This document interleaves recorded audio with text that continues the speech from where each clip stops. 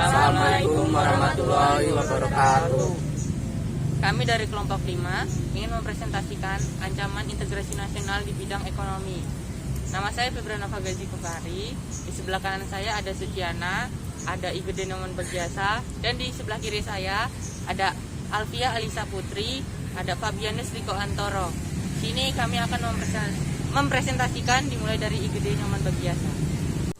Bab 1. Pendahuluan. A. Latar belakang. Pada saat ini ekonomi suatu negara tidak bisa berdiri sendiri. Hal tersebut merupakan bukti nyata dari pengaruh globalisasi. Dapat dikatakan saat ini tidak ada lagi negara yang mempunyai kebijakan ekonomi yang tertutup dari pengaruh negara lain. B. Rumus masalah. Berdasarkan latar belakang di atas, penyusun merumuskan masalah yang akan dibahas dalam makalah ini sebagai berikut. 1. Apa yang dimaksud dengan ancaman bidang ekonomi? 2. Apa saja jenis-jenis ancaman di bidang ekonomi? 3. Apa yang dimaksud dengan globalisasi ekonomi? 4. Bagaimana pengaruh globalisasi ekonomi terhadap Indonesia? 5. Bagaimana strategi menghadapi ancaman di bidang ekonomi? 6. Bagaimana contoh kasus ancaman di bidang ekonomi? Bab 2. Pembahasan. A. Ancaman integrasi nasional di bidang ekonomi. Ancaman integrasi nasional di bidang ekonomi merupakan sebuah ancaman yang di dalamnya tidak dilibatkan kekuatan senjata atau peralatan berbahaya lainnya di bidang ekonomi. Namun jika terus dibiarkan, maka ancaman tersebut akan berbahaya bagi kedaulatan dan keutuhan seluruh wilayah negara serta akan memberi dampak buruk terhadap keselamatan masyarakat terutama di bidang ekonomi. Udah. B. Jenis-jenis ancaman integrasi nasional di bidang ekonomi. Jenis ancaman dalam bidang ekonomi dapat dibagi menjadi dua, yaitu dapat dibagi dua bagian, yaitu ancaman internal dan ancaman eksternal. Ancaman internal merupakan suatu ancaman yang timbul dan muncul dari dalam negeri itu sendiri. Macam-macam internal ada. A. Globalisasi ekonomi. Berikut adalah beberapa cara yang dapat digunakan guna mengatasi masalah globalisasi ekonomi. 1. Mendorong kemajuan pendidikan, terus memenuhi serta mengasah keterampilan dalam rangka peningkatan latihan kerja, terus memperbaiki dan meningkatkan kewirausahaan. B. Inflasi. Definisi inflasi yaitu terjadinya peningkatan harga-harga secara terus-menerus. Hal itu tentu disebabkan oleh berbagai faktor, yaitu konsumsi masyarakat yang meningkat, terdapat kelebihan likuiditas di pasar, dan sebagai tanda bahwa ada ketidaklancaran terhadap distribusi barang. Untuk mengatasi masalah inflasi, ada beberapa hal yang dapat diterapkan, yaitu kebijakan moneter, kebijakan fiskal, kebijakan non-moneter, menganjurkan kepada para pengusaha untuk menaikkan hasil produksinya. Infrastruktur yang tidak memadai. Guna mengatasi masalah ini dapat dilakukan dengan cara pendanaan infrastruktur dan pembangunan infrastruktur. D. Sistem ekonomi yang tidak jelas. Sistem perekonomian dapat dikatakan sebagai suatu sistem ekonomi yang digunakan oleh negara dengan tujuan untuk mengalokasikan sumber daya menjadi milikinya pada individu atau organisasi yang ada dalam negara tersebut. Cara mengatasinya antara lain penciptaan iklim yang kondusif, mengatur faktor produksi, perekonomian terencana, perekonomian pasar. 2. Ancaman eksternal. Ancaman eksternal adalah bahaya yang berasal dari pengaruh negara luar. Contohnya A. Indikator kinerja ekonomi buruk.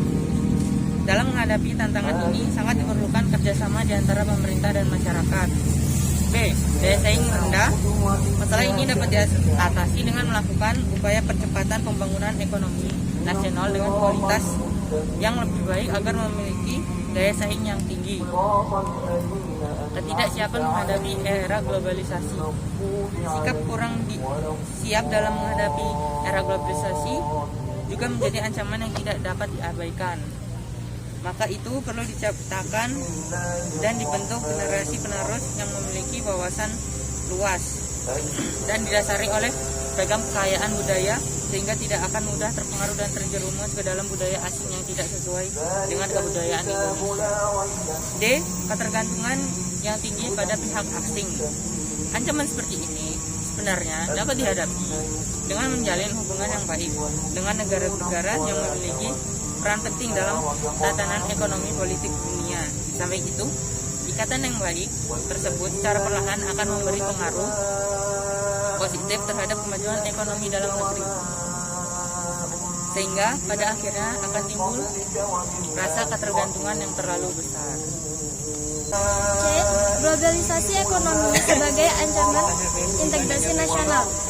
Globalisasi perekonomian merupakan suatu proses kegiatan ekonomi dan perdagangan ketika negara-negara di seluruh dunia menjadi satu kekuatan pasar yang semakin terintegrasi dengan tanpa rintangan batas teritorial negara. Globalisasi perekonomian mengharuskan penghapusan seluruh batasan dan hambatan terhadap arus modal, industri, dan jasa.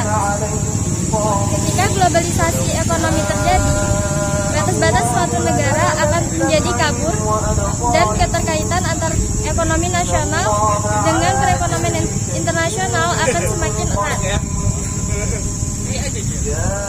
Globalisasi perekonomian di satu pihak akan membuka peluang pasar produk dari dalam negeri ke pasar internasional secara kompetitif. Sebaliknya juga membuka peluang masuknya produk global ke dalam pasar domestik. Hal tersebut tentu saja selain menjadi keuntungan juga menjadi ancaman bagi kedaulatan ekonomi suatu negara.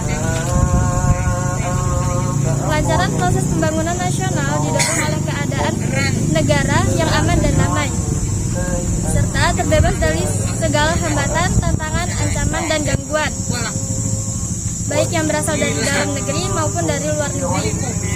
Kondisi tersebut dapat tercipta bila setiap warga negara selalu waspada dan siap siaga, mengamankan keutuhan dan integrasi nasional. Ekonomi kerakyatan sangat menghindari hal-hal berikut.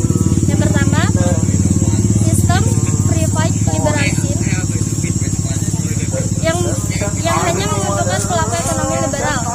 Yang kedua, sistem etatisme dalam arti negara beserta aparatur nasional bersifat dominan dan mematikan potensi dan daya kreasi unit-unit ekonomi di luar sektor negara.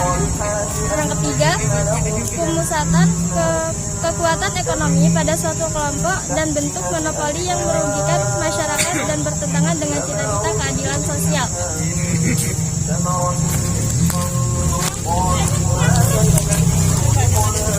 Kayaknya emang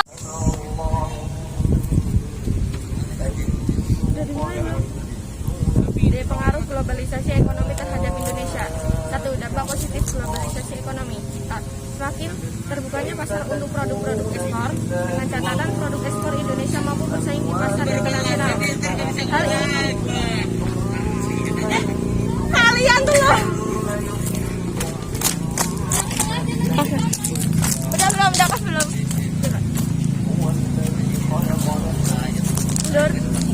Ya, udah. D. Pengaruh globalisasi ekonomi terhadap Indonesia. 1. Dampak positif globalisasi ekonomi. A. Semakin terbukanya pasar untuk produk-produk ekspor, dengan catatan produk ekspor Indonesia mampu bersaing di pasar internasional. Hal ini membuka kesempatan bagi pengusaha di Indonesia untuk melahirkan produk-produk berkualitas, kreatif, dan dibutuhkan oleh pasar dunia. B. Semakin mudah mengakses modal investasi dari luar negeri apabila investasinya bersifat langsung, misalnya dengan pendirian pabrik di Indonesia, maka akan membuka lapangan kerja. Hal ini bisa mengatasi kelangkaan modal di Indonesia. C. Semakin mudah memperoleh barang-barang yang dibutuhkan masyarakat dan belum bisa diproduksi di Indonesia. D. Semakin meningkatnya kegiatan pariwisata sehingga membuka lapangan kerja di bidang pariwisata sekaligus menjadi ajang promosi produk Indonesia. 2. Dampak negatif globalisasi ekonomi. A. kemungkinan hilangnya pasar produk ekspor Indonesia karena kalah bersaing dan dengan produksi negara lain yang lebih murah dan berkualitas. Misalnya produk pertanian kita kalah jauh dari Thailand. B. Membanjirnya produk impor di pasar Indonesia sehingga mematikan usaha-usaha di Indonesia. Misalnya ancaman produk mainan Cina yang lebih murah bagi industri mainan di tanah air. C. Ancaman dari sektor keuangan dunia yang semakin bebas dan menjadi ajang spekulasi. Investasi yang sudah ditanam di Indonesia bisa dengan mudah ditarik atau dicabut jika dirasa tidak lagi menguntungkan. Hal ini bisa mempengaruhi kestabilan ekonomi. D. Ancaman masuknya tenaga kerja asing, ekspariat di Indonesia yang lebih profesional SDM-nya. Lapangan kerja di Indonesia yang sudah sempit jadi semakin sempit. E. Strategi menghadapi ancaman di bidang ekonomi. Sistem ekonomi kerakyatan merupakan senjata ampuh untuk menentukan ancaman di bidang ekonomi dan memperkuat kemandiriannya bangsa kita dalam semua hal. Untuk mewujudkan hal tersebut, kita kiranya segera diwujudkan hal-hal di bawah ini. 1. Sistem ekonomi dikembangkan untuk memperkuat produksi domestik untuk pasar dalam negeri, sehingga memperkuat perekonomian rakyat. 2. Pertanian dijadikan prioritas utama karena mayoritas penduduk Indonesia bermata pencaharian sebagai petani. Industri harus menggunakan bahan baku dari dalam negeri sehingga tidak tergantung dari impor luar negeri. 3. Diadakan perekonomian yang berorientasi pada kesejahteraan rakyat. Artinya, segala sesuatu yang menguasai hajat hidup orang banyak haruslah bersifat murah dan terjangkau. 4. Tidak bergantung pada badan-badan multilateral seperti pada IMF, Bank Dunia atau WTO. 5. Mempererat kerjasama dengan sesama negara berkembang untuk bersama-sama menghadapi kepentingan negara-negara maju. Bab 3. Penutup. Terdapat kesimpulan dan saran. A. Kesimpulan.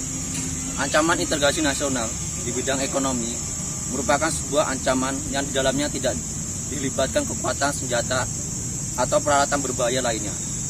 Di bidang ekonomi, namun jika terus dibiarkan, maka ancaman tersebut akan berbahaya bagi kedaulatan dan keutuhan seluruh wilayah negara, serta akan memberikan dampak buruk terhadap keselamatan masyarakat, terutama di bidang ekonomi. Globalisasi perekonomian mengharuskan penghapusan seluruh batasan dan hambatan terhadap arus modal, barang dan jasa. Ketika globalisasi ekonomi terjadi, batas-batas suatu negara akan menjadi kabur dan keterkaitan ekonomi nasional dengan perekonomian internasional akan semakin erat. Globalisasi perekonomian di satu pihak akan membuka peluang pasar produk dari dalam negeri ke pasar internasional secara kompetitif. Sebaliknya juga membuka peluang masuknya produk-produk global ke dalam pasar domestik. Hal tersebut tentu saja selain menjadi keuntungan juga menjadi ancaman bagi kedaulatan ekonomi suatu negara. Tujuan akhir pembangunan ekonomi suatu negara pada dasarnya adalah meningkatkan kemakmuran masyarakat dan pertumbuhan ekonomi agar stabil dan dalam keadaan naik terus. Jika tingkat globalisasi ekonomi di suatu negara relatif tinggi, hal tersebut akan menghambat pencapaian tujuan pembangunan ekonomi yang telah dicita-citakan. B. Saran. Sebaiknya pemerintah dan masyarakat bisa saling berkontribusi satu sama lain agar globalisasi ekonomi dan dampak globalisasi ekonomi berkurang.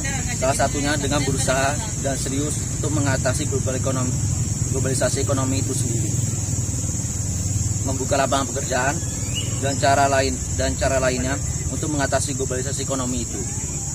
Sekian presentasi dari kami. Wassalamualaikum warahmatullahi wabarakatuh.